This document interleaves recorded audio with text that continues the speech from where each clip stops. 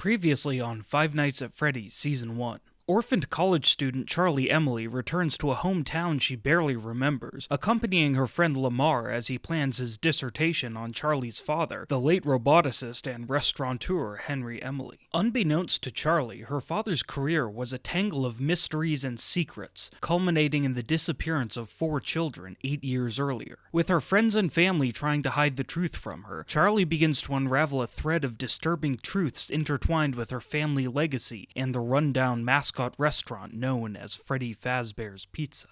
We open with a pair of hands, cutting articles and photos from newspapers and magazines, writing on post-it notes, sticking pushpins in the wall. The newspaper clippings and handwritten notes involve names of people and places, maps, photos of Freddy's, and 3 letters over and over. MCI. We hear a door opening and footsteps from above, and the hands stop. We see that the hands belong to Marla, wearing her uniform, who stops what she's doing and heads for the stairs. John is just coming into Marla's house. He says hi to Dottie, who is sitting at the table, slowly spooning oatmeal into her mouth. She doesn't acknowledge him. Marla comes up from the basement and greets John, asking if he wants any coffee. John says he would never ask her to make coffee when she's off the clock. Marla says they can head out now and tells Dottie that Hannah will be here soon. Dottie says okay. Marla tells John that she's been on the functional end of the spectrum today. As they're heading out, Marla grabs something from the living room and sets it on the kitchen counter. A yellow teddy bear with a purple bow tie and top hat, just like Toto from last episode. Is that? John asks. A nanny cam, Marla explains, pushing him out the door before he can name the character. A minute later, John and Marla are driving to work. Marla sees that John keeps side-eyeing her and asks what he wants to say. Half joking, John asks what she thinks Hannah Appleton is doing at her house. Marla sounds annoyed as she says she doesn't know, but she's definitely not taking care of Dottie. John asks if the nanny cam is really necessary. She's not paying Hannah that much, right? Annoyed, Marla says that's the worst part. Hannah frames this as some charitable act, but she still takes Marla's money, and Marla's sure she's getting something else out of it. John suggests she's having a guy over, and Marla says that's way too high school for a 40-year-old. John admits that he's noticed his dad spending a lot of time with Anna Maria Appleton. Old people sneak around too. Jessica's mom? Marla asks, surprised. And Hannah's sister-in-law, John points out. Maybe it runs in the family. A moment goes by, and now Marla's the one glancing at John, unsure how to say what she needs to say. What? John says, half laughing. Marla asks why he pretended he didn't know Charlie. John says he genuinely forgot. He hasn't thought about that family in a long time. He asks why Marla seems bothered by him forgetting, and Marla tells him that Charlie had a massive crush on him when they were kids. John says he doesn't remember that, laughing at Marla of all people getting jealous about something so insignificant. Marla's defensive, saying Charlie grew up to be pretty cute if you go for that tomboy thing, and John can't help laughing again. He reminds Marla that he's 3 years older than them. If anyone in their grade had a crush on him, he wasn't exactly going to reciprocate. Well, Marla says, on the off chance that he runs into Charlie, she only has one request. Don't tell her about the missing kids. Whatever happens, they can't let her go to Freddy's. John doesn't reply, but he seems to grow serious as he tightens his grip on the steering wheel and stares at the road ahead. We roll the Season 1 intro, the same as last episode. A spooky track through Freddy's, the animatronics may be a little more visible this time, ending with an arcade cabinet playing an 8-bit video of the 3 headliners and a 4th red animatronic walking back and forth with 4 children. When the animatronics touch the children, they disappear as if being absorbed into the machines. The animation fades into the title, Five Nights at Freddy's. Then, Chapter 2, The Missing Children Incident. Morning of day 2. It's another gray November day in Hurricane. We focus on an abandoned juice box crushed and spilling onto the asphalt. A number of ants are swarming around the spilled juice, and as we watch, a lizard darts up and licks at it. We go wider into the town center, which is essentially empty, with just a few folks hurrying from somewhere to somewhere else. We focus on Clay Burke in his HPD windbreaker, standing across the street from the town hall, deep in thought. Jay Dunn approaches him, also wearing his windbreaker. He carries 2 cups of coffee, one of which he gives to Clay. Jay asks the chief what's up, and Clay wonders aloud why it's always the smallest, quietest towns where the worst tragedies occur. Jay asks if he's talking about those kids that went missing, and Clay gives him a look that implies he'd forgotten just how young and inexperienced Jay is. Clay says no, he was thinking about Ralph Myers, hoping he would just turn up. Of course someone had to go missing at Freddy's the same week as the memorial. Jay heads off to start his patrol, but before he leaves, he asks Clay about the 4 missing kids. Why don't people mourn them like they do Cece? Is it because their bodies were never found? Looking tired, Clay tells him that somehow, even 8 years later, their parents managed to hold out hope. We pan away from the two cops over to a public playground, rusted out and devoid of children. At Aunt Jen's house, Charlie destroys the kitchen trying to make breakfast. A little peeved, Jen asks what she's got going on today, and Charlie says she's just gonna go see the sights and reminisce. As she's halfway out the door, Jen asks if she's going to Freddy's, and Charlie says no.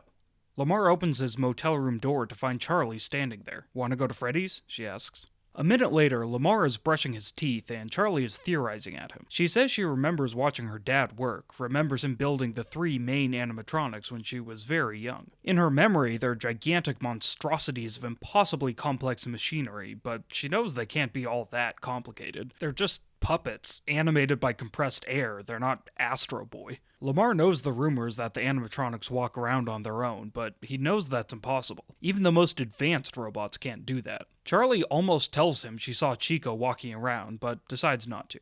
Out loud, she recalls Cece being terrified of the animatronics and imagines that he saw his father working on them like she did, but of course he was much younger. Lamar asks who Cece's father was, and Charlie says it was Willie Mafton, her father's business partner. Lamar asks what exactly happened to Cece, and Charlie says it was an accident while he was roughhousing with his brother. Lamar asks, hesitantly, if any other kids died at Freddy's. Charlie doesn't understand, and he quickly says he just means since they didn't shut down after Cece died, there could have been more accidents. Charlie says no, not that she knows of. She's sure her father would have fixed whatever malfunction killed Cece. Lamar looks uneasily at his reflection, then spits into the sink. Jay Dunn sits down at the bar in Sparky's, and Marla pours him a cup of coffee. He says thank you and asks if Anne is in. Marla says she's around here somewhere. She asks if Jay wants as usual, and he says yes please. To go? No, actually, he'll sit here for a while. He has a feeling there isn't much crime going on today. Jay asks about her mom, and Marla says she has good days and bad days. Jay recalls a time when his mother had bad pneumonia, comparing her experience to Dottie's, realizing as he speaks that he's putting his foot in his mouth. Marla doesn't seem to mind. The other waitress appears, a peppy Korean girl named Ann Park. Jay greets her shyly, as if he has a little crush on her, even though they're already a couple. Ann leans across the bar to kiss him on the lips, asking if he shouldn't be out catching bad guys, and Jay says there aren't many bad guys in Hurricane. Just then, Granny Foster is entering the diner. She overhears him and says there aren't any bad guys because bad doesn't begin to cover it. Jay and Anne greet her with a sigh. She objects to them calling her Granny Foster. She's not even 80, for Christ's sake. Carlton Burke wakes up with his alarm. His bedroom is decorated with crinkled posters of late 80s pop culture fads. Tron, He-Man, Back to the Future. One inexplicable poster looks like a Teenage Mutant Ninja Turtles style show starring Freddy, Bonnie, and Chica as samurai, all of them rendered in creepy Jim Henson style costumes. Carlton sits up and hits his alarm clock. We see there's a bottle of sleeping pills on his side dresser. A minute later, Carlton enters the kitchen, yawning. A little girl with bangs sits at the dining room table eating cereal. Carlton pours a glass of orange juice and sits down with her, grabbing himself a bowl of cereal. The girl's name is Abby. She's 8. Abby asks if she can have some coffee, and Carlton says no. She then asks why Carlton doesn't drink coffee like a grown-up, and Carlton says it stunts your growth. Abby says he's probably done growing anyways since he's an adult. That's why they call it a grown-up, not a growing up. Carlton says coffee does all kinds of weird things to your body, and it tastes different every time. Orange juice has never let him down. Someone knocks at the front door. Taking his cereal so it doesn't get soggy, Carlton answers the door to find Maggie Myers standing there with her daughter, Coppelia, who's around Abby's age. Carlton greets her, and she says she's here to take Abby. Carlton says he hasn't heard about this. Abby appears behind him and says no one told her they were coming over. Maggie says yes, Betty called her and asked if she'd take Abby to the town hall. Coppelia says yeah, it's definitely true. She heard it. She was there. Carlton and Abby glance at each other, unsure, and Abby shrugs. A moment later, Carlton is back in the kitchen, alone. He rinses out his glass, then clocks the half-full and cold coffee maker. He tentatively takes a sniff of the pot, wrinkling his nose in disgust. Charlie and Lamar enter Freddy's, Lamar immediately running over to the main stage where the curtain is closed. He wonders when the show will start, and Charlie points out that there's no kids waiting. Come to think of it, there's no kids at all, at least that they can see. Lamar suggests maybe climbing up behind the curtain, and Charlie says with his luck, the show will start as soon as he gets up close. Lamar stops an employee walking by, Donnie, and asks if he can talk to the manager. Donnie says the manager's out. Charlie asks if Foxy is still around, and Donnie says he's out of order. Charlie says that's too bad. She wanted to see if he was still so scary as an adult. Lamar asks if there's any way he can get a close-up look at the animatronics, and Donnie says probably not. It's not safe up close, what with all the moving parts. As Lamar is trying to convince him, Charlie sneaks away. Charlie approaches the office, its doors open as usual, and glances over her shoulder before entering. Once in, she shuffles through the papers on the desk, finding nothing. She tries the safe, pressing a few random keys before trying 1983, but no results. Lamar tries to bribe Donnie, but he only has $5 on him. Donnie says he doesn't really care about this job, as long as Lamar isn't a cop, but if Lamar goes poking around the animatronics, he's gonna have to call someone. The police? Lamar suggests. Worse, Donnie says. The manager. Lamar says he'd love to see the manager, and Donnie says he doesn't know what he's talking about. Charlie opens a filing cabinet, one drawer out of 3 has a broken latch, and flips through the folders until she finds one labeled November 83. The cover says, "Contents not equivalent to an admission of guilt," with a stamp from a retro-looking Fazbear Entertainment Incorporated logo. She opens the folder and finds a few documents pertaining to the death of one Cicero Rory Afton, freezing when she sees a photo of an animatronic standing on a small stage, blood dripping from his jaw onto his stomach, police surrounding him. The animatronic is a yellow bear, but not the same golden Freddy from her dream. This bear is more rudimentary, closer to a real-life Showbiz Pizza animatronic, with a rubbery face and full furry suit. The photo is almost fully desaturated, but we can still tell that the bear is yellow and that his hat and bow tie are purple, not black. Another page includes photos of 4 children, their faces blacked out and their names and ages redacted. All we can see is that 3 are labeled as male, 1 as female. Charlie pulls out another folder labeled June 85. She opens it, and her eyes go wide. Lamar says if Donnie lets him check out the animatronics, he can be in and out in 10 minutes. Donnie asks what he gets out of this. Lamar says he'll cite him in his dissertation, and Donnie says he didn't drop out of college for that. Donnie has an idea and asks if Lamar knows a Jessica Appleton. Lamar lies. Donnie says if Lamar can set up a date with him and Jessica, he'll call the manager and ask permission. Lamar doesn't want to promise something he can't deliver, so he asks if Jessica Appleton knows Charlie Emily. Donnie looks surprised and almost responds, but he's cut off by a slam, the sound of the office door closing. Lamar and Donnie go over to the office where Charlie has shut both blast doors. She's sitting on the desk reading the June 85 folder. Donnie bangs on the window beside the door, demanding she let him in, and Charlie ignores him. Lamar asks what the hell is with these doors. We see over Charlie's shoulder as she reads about the 4 missing children from newspaper clippings, their names and faces redacted. There are 3 boys and 1 girl, presumably different kids than in the other folder. The newspaper says an arrest was made. Donnie bangs on the window, saying he's going to call the manager. Lamar takes this opportunity to sneak off. Aunt Jen is in her cubicle in a mid-level Utah insurance agency. She's on the phone with a client, assuring them that their plan did not include coverage for familial arson, when she's distracted by a trio of people stopping to wait for the elevator. A man and his 2 sons, very close in age and almost identical, both under 10 years old. The boys are begging their father to buy them ice cream, and he's playing coy, as if he's not totally about to buy them ice cream. The elevator doors open and they step inside, and only then does Aunt Jen realize the client is trying to get her attention on the other end of the line. She apologizes, cuts the conversation short, and hangs up, covering her face with her hands and breathing deeply. After a moment, she picks up the phone and dials a new number. "Hi, this is Jen Emily," she says. "I know it's been a while, but I was wondering if you had a spot open this afternoon? Call me back at my work number."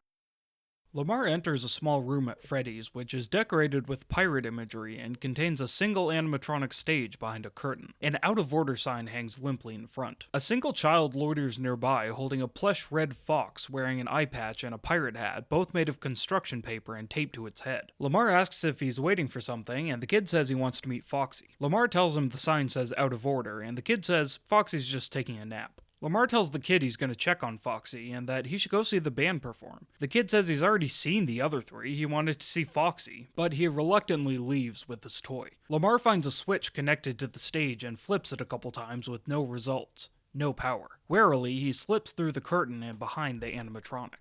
In the front room, Donnie is on a corded phone talking to Phil. He's telling him that some girl locked herself in the office and is reading his file folders. Phil asks if he didn't shred the ones he told him to shred, and Donnie says he shredded the paper with "to shred" written on it. Phil finds the funniest way to communicate the fact that Donnie was supposed to shred the documents under the "to shred" note, not just the note. Donnie peers through the office window, noticing Charlie drawing on a pad of paper. She slams the pad on the window. It says, "Manager equals murderer."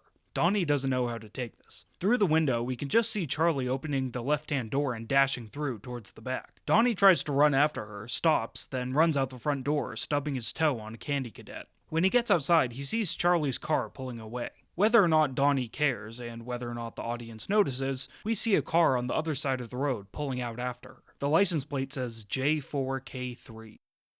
In Sparky's, we focus on two people in a booth. One is Professor Otto Sims, 53, glasses, thinning brown hair. The other is Jimmy Appleton, 52, a real dad-looking dad, white, thin hair, heavier, and less erudite than Otto. Jimmy is reading the newspaper, Otto is doing the crossword puzzle. Jimmy tells Otto he will never understand why he does those stupid puzzles instead of keeping abreast of world events. If he already knows all the words, he's not learning anything, right? It's not about learning new words, John replies. It's about figuring out how they all fit together. Jimmy sets aside his newspaper as Anne brings them their breakfast and refills their coffee. Otto asks Anne if he tips her, is she going to slip it back in his wallet again, or is she going to keep it? Anne says it feels wrong taking his money. As the guys start in on their breakfast, Jimmy says he forgot to tell him Jessica's visiting tomorrow. Otto says Jimmy had better get his shotgun ready, and Jimmy cheerfully replies that Jessica's big city education is going to intimidate the local boys. John enters the diner and waves hi to Jay Dunn.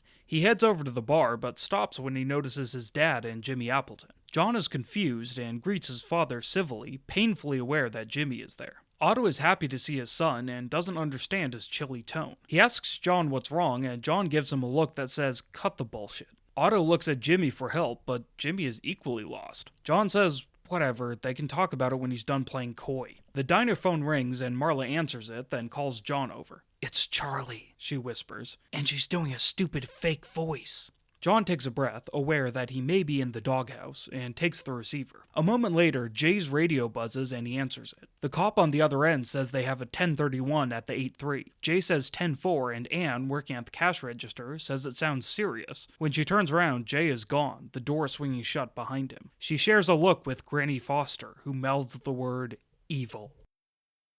Lamar is still in Pirate's Cove, crouching behind the curtain and the animatronic within. Foxy, the odd man out and fan favorite at Freddy's, a pirate-themed red fox. Foxy stands stock still, his hook hand hanging at his side, his legs bare metal. We haven't seen Foxy yet, and we still don't see him clearly here, but suffice it to say, he's in even worse repair than the others, his red-brown fur and slop trousers ragged and full of holes. With a little bit of light filtering in, Lamar examines Foxy's legs, noting that his bare endoskeleton feet are latched to the floor, but when Lamar shifts Foxy's foot to the side a little, the latch springs open. He fiddles with Foxy's legs, surprised to find that his knees bend in a human manner. Lamar accidentally zaps himself by touching an exposed wire, causing him to stumble forward and slam into Foxy. He grabs a hold of Foxy's back, but the heavy robot topples forward, his red fur tearing off in Lamar's hand. Foxy brings the curtain down with him, snapping the out-of-order sign, and crashes onto the ground right in front of the kid from earlier, who shrieks in surprise. This is our first full look at Foxy, laying on his stomach, lupine head bent at an awkward angle, eye patch flipped up to reveal an empty eye socket. Donnie runs in, aghast,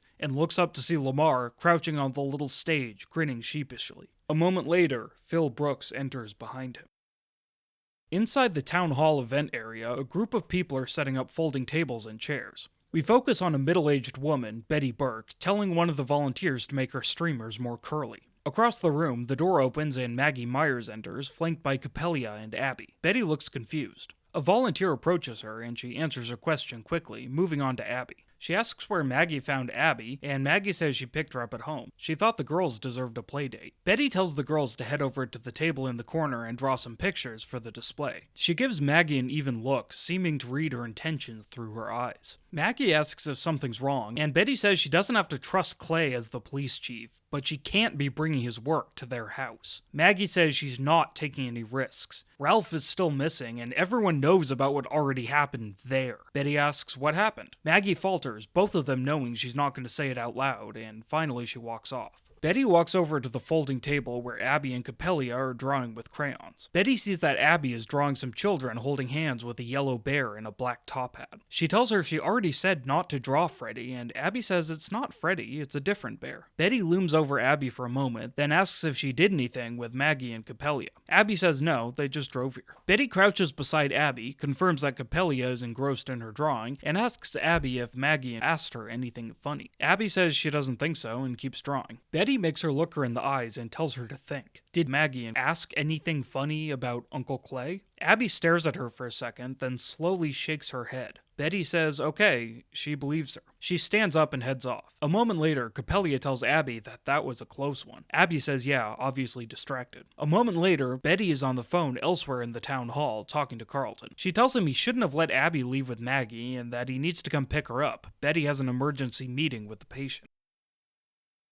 Charlie sits on the trunk of her car outside a grocery store, watching shoppers come and go. She notices a boy with a blonde bowl cut, around 10 years old, on the other side of the crowd, seeming to stare directly at her. A shopper with a cart passes in front of him, and he seems to disappear into thin air. Charlie sits up, frowning at where the boy had been, but she's pulled away by the arrival of John, who leans on the trunk and tells her Marla definitely thinks something's going on between them. Charlie looks confused and kind of offended, and John tells her Marla said she had a crush on him as a kid. Charlie shuts him down, saying she doesn't even remember him. The air is awkward, as John thinks Charlie thinks he's hitting on her, and Charlie doesn't know how to segue. Finally, John asks why she called him, and she pulls out the manila folder from Freddy's, showing him the newspaper clipping about the MCI. Did you know about this? She asks. John admits that he did. Everyone in Hurricane knows about the missing kids. Charlie asks why he didn't tell her, and he says they don't really talk about it. Charlie says it's time to start talking about it. John says no, really, no one in town ever even mentions the MCI. It's like the omerta of Hurricane. Charlie says that's too bad. She doesn't have time for their I know what you did last summer bullshit. She's only got 5 nights at Jen's, and this is her last chance to figure out what was going on with her father.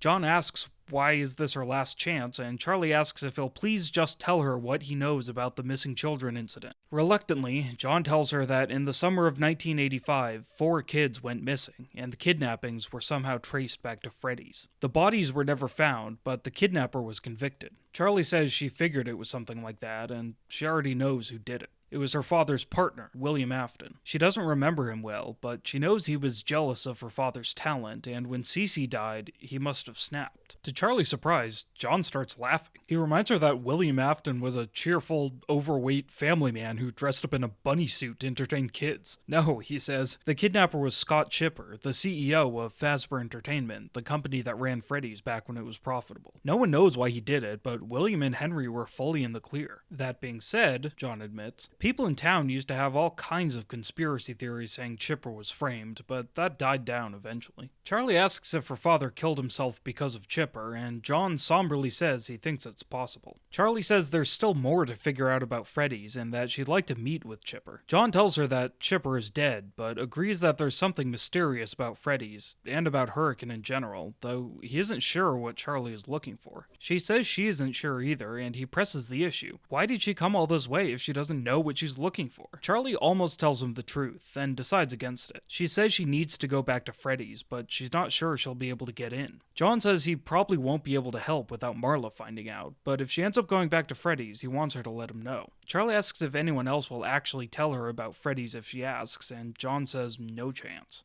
You know what they say about this town, he says. No, Charlie replies. They say every home in Hurricane has a safe, John tells her. Like, literally? Charlie asks. Or are the people the safes? Who knows? John replies. Maybe the town itself is the safe, and we lost the combination a long time ago. Clay arrives at the Hurricane police station, where Jay Dunn tells him Phil Brooks called to say they'd had a break-in at Freddy's. Jay says Phil says Donnie says the lady perp got away, but abandoned her partner, and Jay took him downtown. Hesitantly, Clay sits down with Lamar and suggests that he's not from around here. Lamar asks if he says that to all the black kids he brings in. Clay says his family's been in Hurricane a long time. He knows everyone here, and he's not the only one who's suspicious of outsiders, especially when they go to Freddy's. He asks who the partner was, and Lamar says snitches get stitches. Clay says he can drop the act. He knows a nerd when he sees one. Lamar explains that he's writing his dissertation on Henry Emily, and he wanted to get a good look at the animatronics, but the manager didn't let him. Clay says breaking and entering isn't the way to do research. Lamar says the robotics community needs to know about Freddy's. The animatronics are absolutely astounding. Did he know they have flexible knees? Is it really possible they can walk around by themselves? Clay tells Lamar that Freddy's is just a stupid kids restaurant, but it has a weird way of getting people obsessed. He had a friend once, another cop, who allowed his own crazy theories about Freddy's to drive him into alcoholism, then death. Lamar says he's not here about the missing kids, just the technology. Clay isn't surprised that he's heard about the missing children incident. He says there's too much intrigue wrapped up in Freddy's for Lamar to get any objective information, and he should just write his dissertation about something else. Clay finally says Lamar can go, as long as he doesn't go back to Freddy's. As Lamar is leaving the police station, Carlton is entering with Abby, and they're surprised to see each other. Carlton asks Clay if he can borrow $20. Clay asks what he's doing here, and Carlton says he had to pick up Abby because Mom had an emergency meeting with some patient, and now Abby wants ice cream. Clay looks suspicious, but gives Carlton $20. Carlton asks Lamar if he needs a ride. As they're leaving, Jay gets off the phone and tells Clay that Phil thinks he got a positive ID on the other intruder from the security cameras. It was Henry Emily's daughter. Clay's eyes go wide and he runs after Lamar, but Carlton's car is already pulling away. Jay trails Clay, and Clay orders him to find every file they have on the Emily family and see if he can find out the name of Ralph's replacement. Jay asks why, and Clay says because there's always something wrong with the nighttime security guard. Jay asks why Clay is so worried, and Clay says if Henry Emily's daughter is back in town, there's a good chance something bad is going to happen again. Jay reminds him that Scott Chipper is dead. Clay says yeah, but Freddy is still here. Aunt Jen meets with Betty Burke, her old therapist, and tells her that her niece has returned. Betty is surprised and asks if she's still going by Charlie. Jen says yes. Betty also asks if Clay knows that Charlie is back in town, and Jen says no. Betty suggests she tell him. Betty can't, due to doctor-patient confidentiality. Jen asks if it's really necessary, and Betty asks if she would be able to resist poking around if she knew her entire life was a mystery. She reminds Jen that there are certain powers in Hurricane that don't want anyone finding out the secrets of Henry Emily.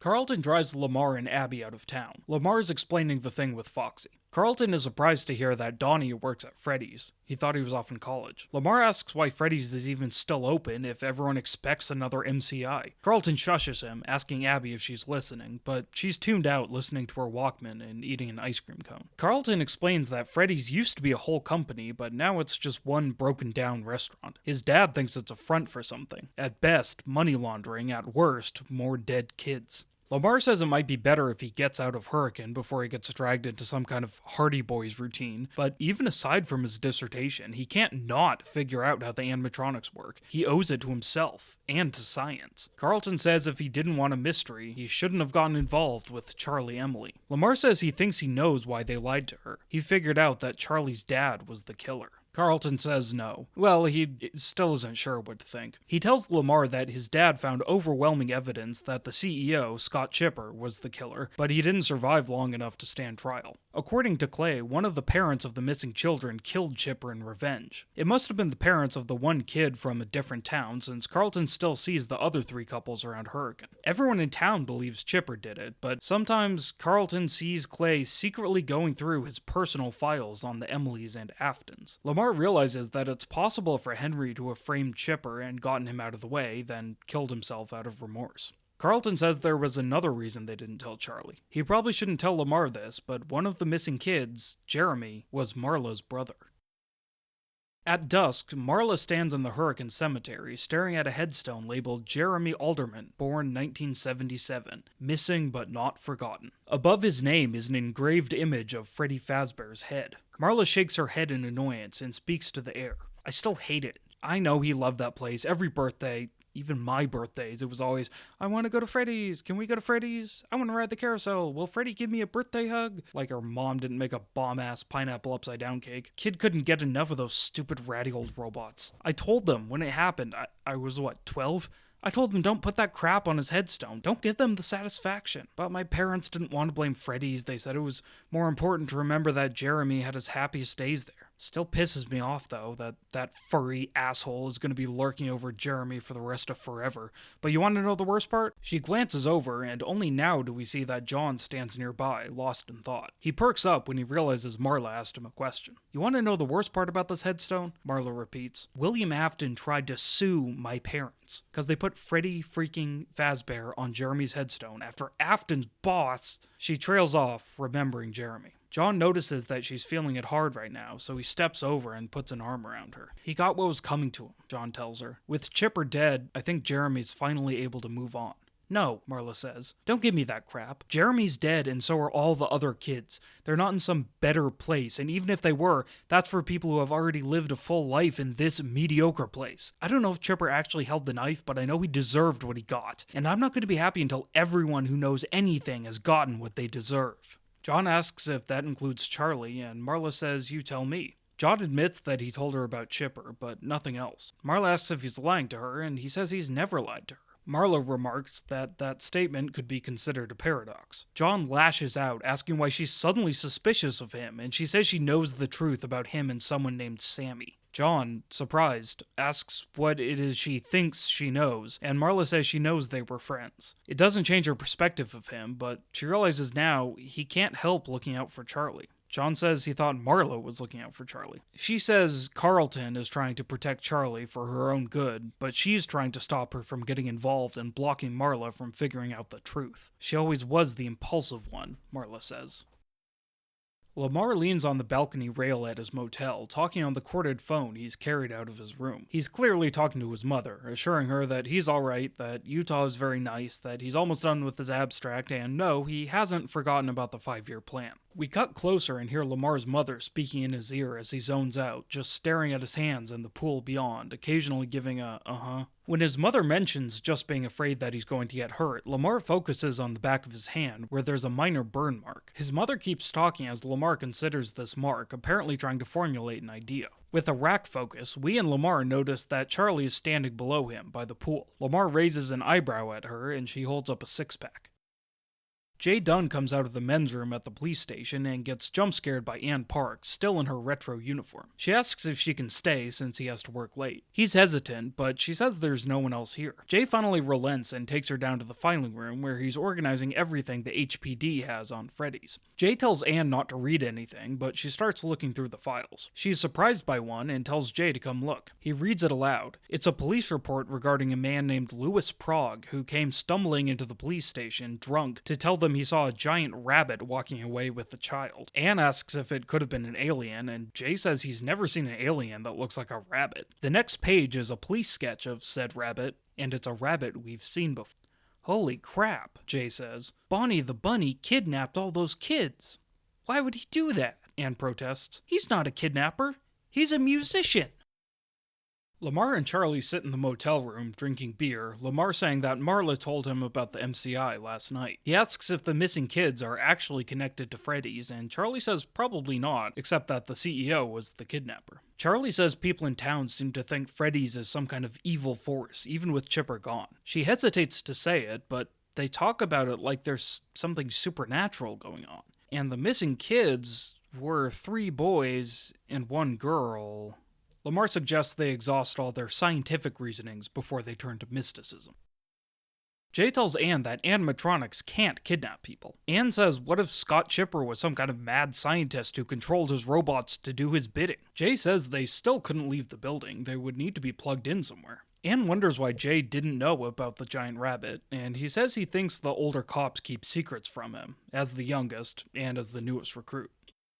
Charlie is surprised to hear that Lamar got a close look at Foxy and asks why he didn't tell her immediately. He says he's sorry, but he was busy being hauled downtown by the police because someone decided to drive off and leave him. He says first he was surprised that Foxy's knees and ankles bent, but it didn't occur to him till later that getting zapped on Foxy's exposed wires meant there was some kind of power in him, even though he had confirmed there wasn't. Charlie suggests it was a battery, but Lamar reminds her that Foxy was hidden away, out of order. Lamar just needs to confirm that the animatronics really can free roam, and then he'll be able to start seriously tackling the question of how.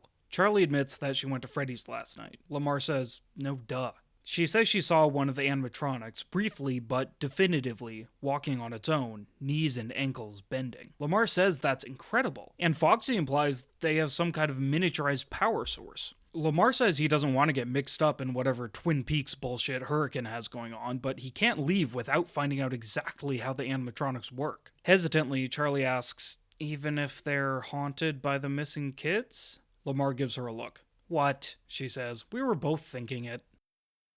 Jay and Anne are staring at unredacted photos of the 4 missing kids. Anne asks if Jay thinks Clay Burke knows what really happened. Jay says if the chief was trying to hide something, he wouldn't have told him to pull all the files on the MCI. Did he ask him to do that? Anne wonders. Or did he ask him to pull all the files on Freddy's? Jay facepalms at his own stupidity. Clay didn't even ask for the Freddy files, just for the Emily family. But Anne says this is good. They may have uncovered a town secret here. Jay says he doesn't want to get in trouble, but Anne says they owe it to the people of Hurricane. Jay considers, then decides she's right and starts looking through the files on the MCI suspects. Anne starts looking as well. A minute later, Jay awkwardly says he doesn't want to be some kind of racist who thinks all Asian people look the same, but isn't this her dad? Anne looks at the photo he's pointing to. Lynn Park, in a suit, among the other suspects' photos. What the heck, she says. That's my freaking dad!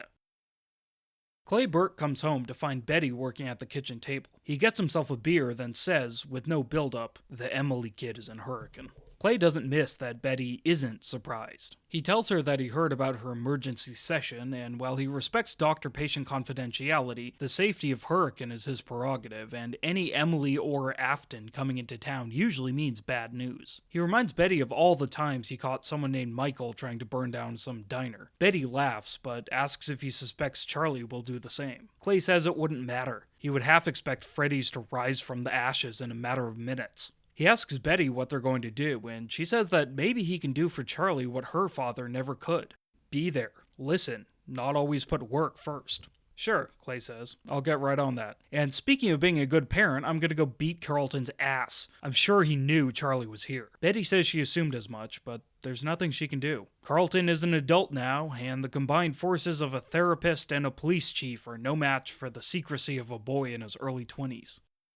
That night at Freddy's, Mike Schmidt checks the security cameras and leaves the office, walking to Pirate's Cove, where some caution tape has been set up around Foxy, still laying on his stomach, arms spread. He seems to have lost a foot in the fall. Checking all around with the flashlight, Mike crouches down in front of Foxy, just as Foxy starts moving, rattling around and knocking his hook uselessly against the floor. I know, buddy, I know, Mike says, putting a comforting hand on Foxy's head. Shiver me timbers and all that. But now it's time for you to listen to me. Mike sits down on the floor. I know who did this to you, he says, rubbing Foxy's head. Foxy looks like he's trying to bite Mike, but no such luck. I'm gonna get you out of there, okay? Mike says. You hear me? I'm gonna help you move on. Foxy weakly tries to hit Mike with his hook. He's like a turtle on its back. You don't get it, Mike continues. I know, but believe me, Fritz, your nightmare is almost over.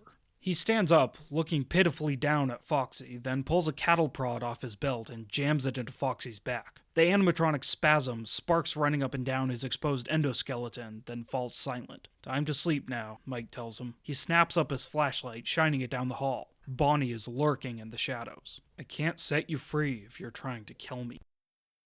Late at night, Marla comes back to a dark home. She goes into Dottie's room and she's surprised to find her mother sitting up on the side of her bed. She asks what she's doing, and Dottie says, the same thing as you, honey. Just talking to your brother.